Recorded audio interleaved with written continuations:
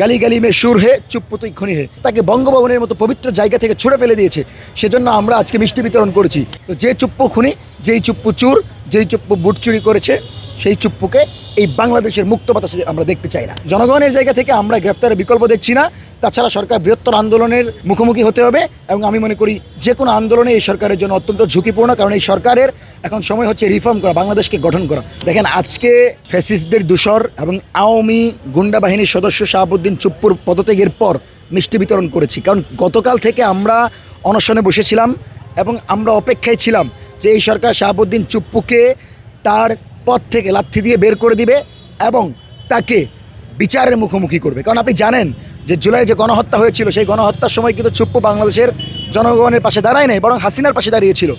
এমনকি বাংলাদেশের রাষ্ট্রপতি থাকাকালীন জুলাই পরবর্তীতে গত কয়েকদিন আগে সে হাসিনার সাথে পরামর্শ করেছে ফোন কলের মাধ্যমে। তার মানে আমার দেশের জনগণের বিপরীতে গিয়ে স্বাধীনতা সার্বভৌমত্বকে প্রশ্নবিদ্ধ করে সে আওয়ামী ফ্যাসিস্ট এবং সন্ত্রাসী বাহিনীর সাথে ষড়যন্ত্র করছে। সেজন্য আজকে তার পদত্যাগ হয়েছে, কিন্তু সেটাতে আমাদের আনন্দ শেষ, মানে আমাদের চাওয়া শেষ হয় নাই। দাবি হচ্ছে 24 ঘন্টার ভিতর এই আওয়ামী খুনিকে গ্রেফতার করতে হবে, গ্রেফতার করে তাকে বিচারের মুখোমুখি করতে হবে।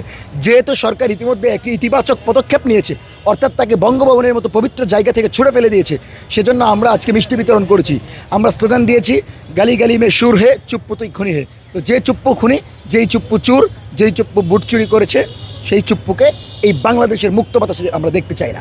সেজন্য 24 ঘন্টার ভিতরে গ্রেফতার করতে হবে, অন্যথায় জামাত, বিএনপি, এনসিপি, গণ অধিকার পরিষদ সহ মুক্তিকামী সকল জনগণ কিন্তু মাঠে নেমে এসে বৃহত্তর আন্দোলনের দিকে যাবে।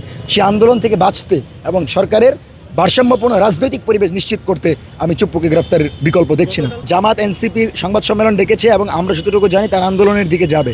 তারই প্রেক্ষিতে আপনি স্পষ্টই বুঝতে পারছেন যে গতকালের আমার যে বার্তা ছিল, আমরা গতকাল স্পষ্ট বার্তা দিয়েছিলাম যে 24 ঘন্টার পর সালাউদ্দিন ভাই যদি এ ব্যাপারে রুটম্যাপ ঘোষণা না করেন এবং মাননীয় প্রধানমন্ত্রী যদি রুটম্যাপ ঘোষণা না করেন, তাহলে কিন্তু আন্দোলনের দিকে যাবে এবং সেদিকেই যাচ্ছে। আমার মনে হয় আগামীকাল থেকে বৃহত্তর আন্দোলনের দিকে যেতে হবে যদি এই সরকার পদক্ষেপ না নেয়। এবং আমরা গতকাল অনশন করেছি, যখন সরকার আমাদের নিরাপত্তা দিতে ব্যর্থ হয়েছে, ঠিক তখন কিন্তু আমরা ওই জায়গা ত্যাগ করতে বাধ্য হয়েছি। সুতরাং জনগণের জায়গা থেকে আমরা গ্রেফতারের বিকল্প দেখছি না।